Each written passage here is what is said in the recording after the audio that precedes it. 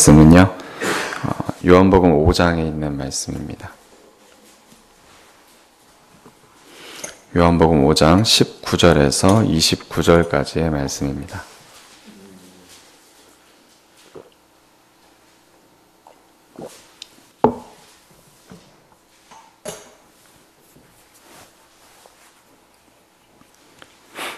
(19절에서 29절인데요) 한 절씩 교독하시겠습니다.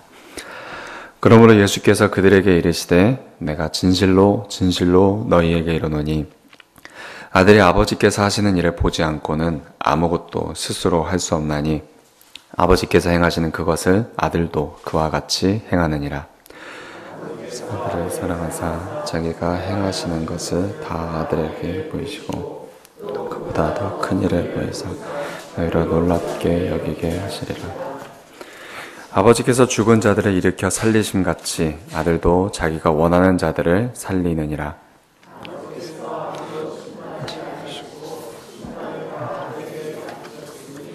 이는 모든 사람으로 아버지를 공경하는 것 같이 아들을 공경하게 하려 하심이라. 아들을 공경하지 아니하는 자는 그를 보내신 아버지도 공경하지 아니하느니라. 내 말을 듣고 또 나와 보내신 이를 믿는 자는 영생을 얻었고 심판에 이르지 아니하나니 사망에서 생명으로 옮겼느니라. 진실로 진실로 너희에게 이르노니 죽은 자들이 하나님의 아들의 음성을 들을 때가 오나니 곧 이때라. 듣는 자는 살아나리라. 같이 아들에게로 생명을 주어 그 속에 있게 하셨고 또 인자됨으로 말미암아 심판하는 권한을 주셨느니라.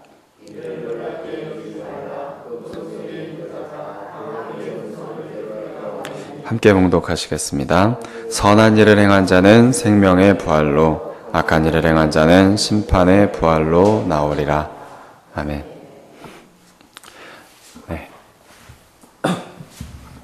요한복음은 저자가 그 글의 후반부에서도 밝히고 있듯이 우리가 믿고 소망하는 그분, 즉 예수님께서 하나님의 아들이심을 그리고 그리스도이심을 믿을 수 있도록 해주고 그 믿음으로 말미암아 우리가 생명 얻는 자처럼 사는 것이 아니라 생명이 우리 안에 풍성한 자로서 살 수 있도록 해준다라고 설명되어 있습니다. 그러한 목적을 가지고 집필된 그런 복음서가 바로 요한복음입니다. 인간으로 오신 예수님을 잘 이해하지 못했던 이들에게 당시 유대인들을 꾸짖으시면서 그가 하나님의 아들로서 인간의 몸으로 오셨다는 것을 증거하심으로 그 백성을 깨우치는 그런 복음서이기도 합니다. 사실 이 요한복음을 읽는 저희들은 복받은 자입니다. 예수님 시대에 살았던 그런 사람들, 본래 하나님을 본 사람이 없으되 아버지의 품속에 있는 독생하신 그 하나님, 즉 성자 하나님이 나타나셨다고 1장 18절에서 이렇게 증거하면서 예수님을 실제로 그 육신의 눈으로 봤던 그들이 복된 것으로 보이지만 사실은 우리는 더욱 복됩니다. 그분이 참으로 하나님의 아들이시라는 그런 증거를, 또한 하나님의 아들이시라는 그 증거를 잘 정리되어 선포된 그의 제자들의 그런 증거를 우리가 세세하게 들을 수 있다는 것이 그 첫째 이유이기도 하고요. 그리고 우리가 주 안에서 주신 그런 성령님의 우리들 안에서 증거해 주시는 그 증거로 말미암아 우리가 더 복된 것이고, 또 2000년이 넘는 그런 시간 동안 그리스도 예수님께서 이 역사 가운데 증거하신 그 증거들을 우리가 목도하고 그런 기록들을 우리가 함께 나눌 수 있다는 것이 우리가 참 복된 자이구나라고 느낄 수 있는 그런 증거들일 것입니다. 그리스도 안에 충만한 그 충만함이 반영된 그런 역사를 볼 수 있다는 것, 그것이 우리가 참 복된 자라는 것을 알게 해주고, 그런 말씀들을 우리가 읽고 깨달을 수 있고 또한 느낄 수 있기 때문에 예수님의 그 충만함을 느낄 수 있는 우리가 참으로 복된 자인 것 같습니다. 요한복음 저희가 이제 1장부터 이제 21장까지 우리가 쭉 읽어 나갈 텐데요. 요한복음은 그 많은 부분에서 예수님께서 누구신가라는 그런 증거들에 대해서 알려주고 있는 그런 부분들이 많이 있습니다. 그것을 굉장히 최선을 다하고 있는 복음서가 요한복음인데요. 1장을 보시게 되면 그 출발부터 말씀이 육신이 되셨다는 그 증거를 통해서 우리에게 예수님이 어떤 분이신지 이렇게 시작하시는구나 라는 것을 알게 됩니다.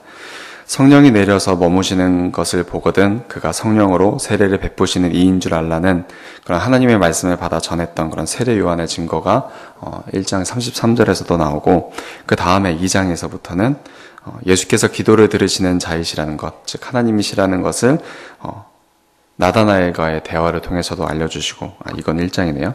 나다나엘과의 대화를 통해서도 알려주시고, 가나의 혼인잔치, 2장의 가나의 혼인잔치와 성전을 깨끗게 하셨던 그런 사건, 그리고 3장의 니고데모와의 대화, 어떻게 거듭날 수 있겠나, 거듭나는 것이 어떻게 가능한지 물었던, 그리고 사마리아 여인과의 대화라는 그런 4장을 통해서 자신을 계속해서 알리고 계시는 그런 예수님의 증거를 사도 요한이 담고 있습니다. 오늘 본문인 5장에서도 자신이 누구신지를 설명해 주심으로써 우리에게 계속 알려주고 계시는데요. 1장부터 4장까지는 예수님께서 어떤 특정한 인물과의 그런 대화를 통해서 혹은 특정한 사건을 통해서 우리에게 증거하셨다면, 5장은 예수님께서 직접 설명해 주시는 그런 내용을 통해서 자신이 어떤 분이신가를 잘 드러내 주십니다. 4장의 뒷부분, 4장 43절과 54절 부분과 그 5장의 앞부분 1절부터 18절까지의 내용을 보시면 예수님께서 행하셨던 두 이적에 대해서 알려주고 있습니다. 첫 번째 4장 뒷부분에 나오는 내용은 왕의 신하의 아들을 고쳐주셨던 사건입니다. 가라, 내 아들이 살아있다. 4장 50절인데요. 말씀만으로 고치셨던 그런 예수님의 표적과 기사를 보여주심으로써 표적과 기사를 통해 그가 하늘로부터 온 자임을, 하나님의 아들이심을 증거하셨던 그런 이적을 보여주고, 다른 하나는 안식일에 베데스다 못 곁에서 물이 움직이기만을 기다리고 있던 38년 동안 고통받고 있는 그런 병자를 내 자리를 들고 걸어가라 라고 명하시면서 낫게 하셨던 그 자신이, 예수님 자신이 하나님의 아들이심을 증거하셨던 그 두 이적을 설명하고 있는 부분이 저희가 함께 읽었던 본문의 내용입니다. 이 두 이적 이후에 예수님께서는 자신이 하나님의 아들이시라는 사실을 증거하고 계신 것입니다. 사실 예수님께서 우리에게 인간의 모습으로 나타나셨다면, 인간의 모습으로 우리 앞에 나타나셨다면, 그리고 자신이 내가 하나님의 아들이다 라고 증거하셨다면, 우리도 유대인들처럼 쉽게 그 증거를 믿을 수 없었을 것입니다. 왜냐하면 하나님의 아들이라면, 우리가 이 증거를 받지 않았다고 생각을 한다면, 하나님의 아들이라면 왠지 모를 그런 특별함이 그분에게 있어야 하는 것처럼 생각되어지기 때문입니다. 눈에 보이는 어떤 신적인 특징들을 원했을 것입니다. 예를 들면 그 몸에서 신비로운 광채가 난다든지 그런 다름이 있어야 하는데, 우리와 똑같은 모습으로 밥을 드셔야 하는 그런 모습이 있고, 잠을 주무셔야 했고, 힘든 때는 앉아서 쉬셔야 했고, 더울 때 땀이 나셨던 분이고, 그 지방에 원래 파리가 많아요. 파리가 예수님의 옷에도 이렇게 막 앉았을 거예요. 예수님이라고 그 옷에 파리가 안 앉는 건 아니거든요. 화장실도 가셔야 했던 분이고, 그런 연약함, 그리고 사실은 굉장히 자연스러운 것인데 사람들이 보기에는 하나님의 아들이 저렇게 더러울 수도 있을까라는 그런 생각을 했을 것입니다. 이 신약의 내용들을 저희가 잘 소개받았기 때문에 우린 그런 생각을 전혀 하진 않죠. 하지만 그들은 이런 신학적인 그런 설명들을 잘 듣지 못했기 때문에 그런 환상들, 성경에서 증거하지 않는 그런 하나님의 아들이라는 환상이 그들 안에 있었을 것입니다. 그래서 많은 사람들로 하여금 그가 하나님의 아들로서 오셨는데 하나님의 아들이심을 믿지 못했던 것입니다. 더군다나 그는 미천한 신분을 가지고 계셨습니다. 즉 궁에서 나온 분이 아니십니다. 또한 그의 행색, 당시에 훌륭한 대제사장이나 랍비들이 입었던 그런 형용한 옷을 입은 것이 아니라 너무나도 평범한, 오히려 조금 못한 옷을 입으셨습니다. 또한 그의 행동까지도 그가 정말 하나님의 아들인가라고 기우뚱하게 만들었습니다. 왕의 신하의 아들을 오직 말씀만으로 고치신 것은 그렇다 치더라도 38년이나 병자로 누워있던 불치의 병으로 전혀 소망이 없던 자를 일으킨 것은 굉장히 특별한 일입니다. 한데 하나님께서 보내신 자가 그들이 생각하기에 하나님의 말씀을 어기는 행동을 그들 눈앞에서 보았던 것입니다.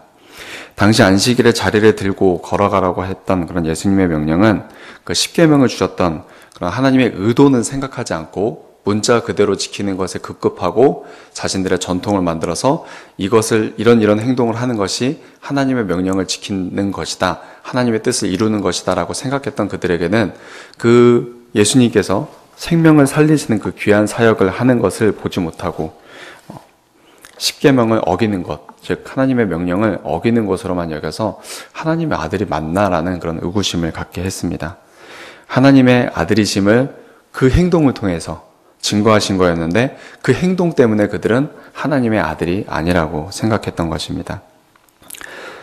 그런 그들에게 예수님께서 택하신 그 증거의 방법은 그들 가운데 내가 하나님의 아들이라고 하시면서 강하게 무엇인가를 보여주시면서 예를 들면 불로서 나타나셔서 심판하신다거나 그런 방법을 택하심으로써 공포감을 주어서 믿게 하실 수 있는 분이지만 인격적인 하나님의 방법이 늘 그러하시듯 예수님께서도 5장 19절에 보시면 아버지께서 행하시는 그와 같은 방법으로 행하신다고 자신이 이야기하시거든요. 예수님께서 아버지가 행하시는 그 방법대로 우리를 대화, 즉 말씀으로써 설득하시면서 믿음을 주시고자 하시는 그런 인격적인 예수님을 우리는 보게 됩니다. 예수님께서 이렇게 말씀하시는 것과 같습니다. 너희는 생각하기를 하나님의 아들이 왜 안식일을 시키겠는가라고 하겠지만, 안식일에 일을 시키겠는가 너희들은 생각하겠지만 자신의 아버지께서 하시는 일을 보고 한 것이라고 19절에 설명하고 있습니다. 내가 스스로 판단해서 이 일을 해야 된다라고 생각해서 하는 것이 아니라 아버지께서 하시는 일을 보고 자기가 모든 행동들을 하는 것이라고 이야기하는 것입니다. 앞선 17절에 보시면 아버지께서 이제까지 일하시니 나도 일할 것이라 라고 말을 하고 있습니다. 주님께서 일하시고 계시니, 하나님께서 일을 하시니, 하나님 아버지께서 일을 하시니 내가 일을 하는 것이다 라고 말을 하는 것이죠.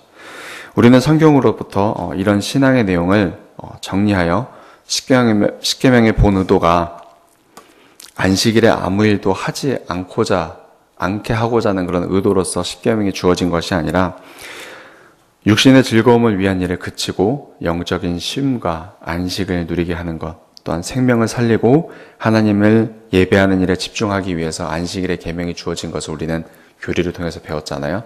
근데 이들은 그것이 잘 배워지지 않아서 하나님께서 주신 계명의 의도를 간과했던 것입니다. 그리고 그 하나님께서 그 아들, 독생하신 아들이신 그런 예수님을 사랑하셔서 20절에 보시면 그에게 자기가 행할 것, 그 계획을 보이시는데 우리와 우리 후대들이 크게 놀랄 더 큰 일을 행하셨다라고 이야기를 하고 있습니다. 예수님 시대에 예수님께서 행하셨던 그 놀라운 이적들보다 더 큰 일을 행하신다는 것입니다. 우리는 사실 예수님께서 행하셨던 그 이적이 되게 커 보이죠. 하지만 하나님께서 계획하신 그 일은, 예수님을 통해서 증거하고자 하셨던 일들, 하고자 하신 일들은 더 크다고 이야기하고 있습니다. 그것이 바로 무엇이냐면 아버지께서 죽은 자들을 일으켜 살리신 것처럼 그 아들에게도 죽은 자를 할지라도 그 아들이 원하는 자를 살릴 수 있도록 하신다고 21절에서 설명하고 계십니다. 그래서 후에 그 아들로 하여금, 즉 예수님으로 하여금 그 백성의 죄를 지고 죽게 하신 후에도 다시 그를 살리셔서 세상 끝날에 그 아들로 하여금 많은 이들을 살게 할, 즉 29절의 말씀처럼 부활하게 할 그 놀라운 큰 일을 이루실 것을 이 앞장에서, 이 내용에서, 이 본문에서 설명하고 있는 것입니다. 예수님을 눈앞에 두고도 베데스다 못에 앉아있는 병자를 안식일에 명령해서 자리를 들고 가게 했다면서 하나님의 명령을 어겼네, 만에 자기가 하나님의 아들이네, 만에를 따지고 있는 그런 이들 앞에 예수님께서는 지금 눈앞에 있는 그 일이 지금 중요한 것이 아니라 더 큰 일을 내가 계획하고 있다, 더 큰 일이 눈앞에 펼쳐질 것이다, 그런 것들을 예수님께서 알려주시는 것입니다. 그런 것을 보게 되면 늘 눈앞의 현상에 급급한 그런 인간이 얼마나 참 작은가, 그것을 느끼게 됩니다.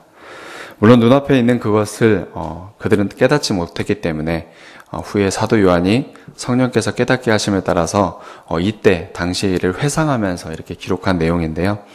눈앞의 일과 사건밖에 보지 못하는 인간의 자금이 잘 드러나고 세상에 지어질 때부터 영원이라는 그런 시간에 얽매이지 않는 그런 시선으로 세상 끝까지의 그 일들을 통찰하시면서 일하시는 그런 하나님의 크심이 잘 드러나는 그런 사건이고 그러한 증거입니다.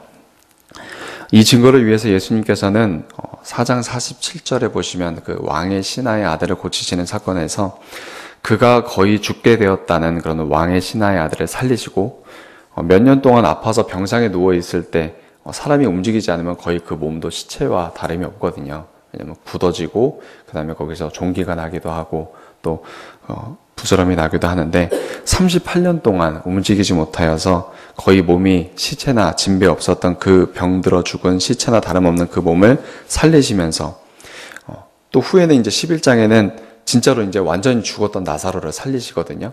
그런 장면을 통해서 예수님께서 하나님의 아들로서 죽은 자를 살리실 그런 권한을 가지셨다. 그런 능력을 가지셨다는 것을 우리로 하여금 그 이적을 통해서 또한 오늘 함께 읽을 본문의 그런 설명을 통해서 깨닫게 하시는 본문이 바로 오늘의 내용입니다.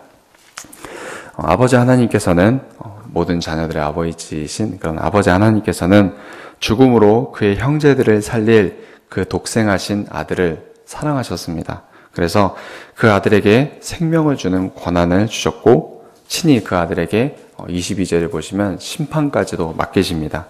그래서 모든 사람들로 하여금 그 아들을 공경하게 하셨는데 당시 유대인들은 예수님의 말씀을 듣고 그를 보내신 이를 믿어야 했던 그런 그들임에도 불구하고 그를 믿지 못하고 심판에 이르지 않게 하시는 그분을 또 사망에서 생명으로 옮겨주실 그분을 죽이고자 했다는 것이 오늘 말씀에서 나오는 내용입니다. 말씀을 마치려고 합니다. 요한복음은 그 목적에서도 잘 드러나듯이 예수님께서 하나님의 아들이자 그리스도이심을 밝히 증거하면서 그가 누구신지를 믿게 하는 그런 말씀입니다. 그래서 우리로 하여금 그를 믿음으로 생명 있는 자가 되게 하는 데 목적이 있습니다. 예수님의 이러한 증거를 당시 유대인과 바리새인들도 모두 눈으로 보았습니다. 그리고 예수님께서 설명하시는 그 모든 설명을 귀로 들었습니다. 그들이 예수님을 보고 믿는 바는 그들이 모든 것을 보고 모든 것을 들었음에도 불구하고 우리가 갖고 있는 것과는 달랐습니다. 그분을 보고 그분의 말씀을 듣는 것이 중요하지만 더 중요한 것이 무엇인가를 알게 해주죠. 그것은 바로 주님께서 그 말씀과 그 보는 것을 깨닫게 해주시는 그 은혜이고 그 겸손함입니다. 말씀을 깨닫게 하시는 그 은혜가 없다면 우리가 보는 것 그리고 듣는 것이 모두 다 똑같다 하더라도 솔직히 우리만 말씀을 듣는 것이 아니고 하나님께서 행하심을 보는 것이 아닙니다. 근데 세상에 있는 많은 사람들도 똑같이 하나님께서 행하시는 그 모든 것을 보는데 또 하나님의 말씀을 듣는데 그 모든 것을 보는 것이 우리들과 다른 것이죠.